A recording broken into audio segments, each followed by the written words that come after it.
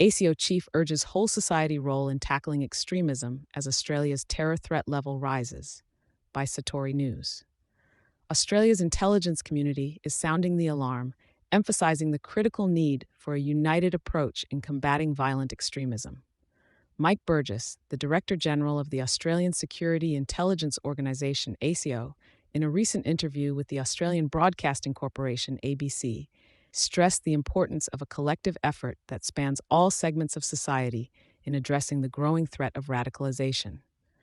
There has been a discernible escalation in Australia's terror threat, shifting from possible to probable, as publicly announced by Prime Minister Anthony Albanese, following recommendations from ASIO. This pivot marks the first adjustment to the threat landscape since a previous downgrading in 2022 after holding steady for 8 years. Violent extremism, often amplified by the scope and reach of social media platforms, is finding fertile ground to burgeon more swiftly than before, propelled by an array of ideologies.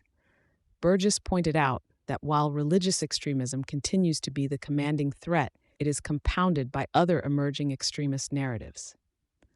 Addressing the potential impacts of inflamed rhetoric, Burgess urged vigilance regarding language, highlighting the undeniable linkage between incendiary expressions and subsequent acts of violence and tension.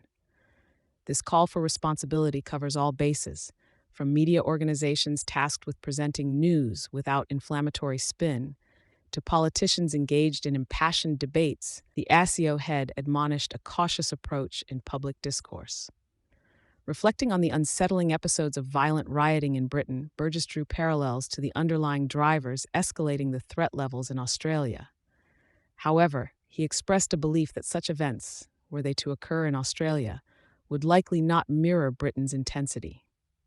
This perspective provides a slight but significant reassurance regarding the preparedness and resiliency of Australian society and institutions. As Australia grapples with this heightened threat, the spotlight is on prevention and response mechanisms that require collective action. The remarks from ASIO's leadership embody an acknowledgement that protecting national security isn't solely the responsibility of intelligence and law enforcement agencies. Rather, it involves the collective engagement of media, policymakers, and the public. The commitment to vigilance and proactive stance from all societal sectors is not an overreach, but a reflection of the multifaceted and pervasive nature of the threat of violent extremism, where words can indeed have profound consequences. Thank you for choosing Satori News.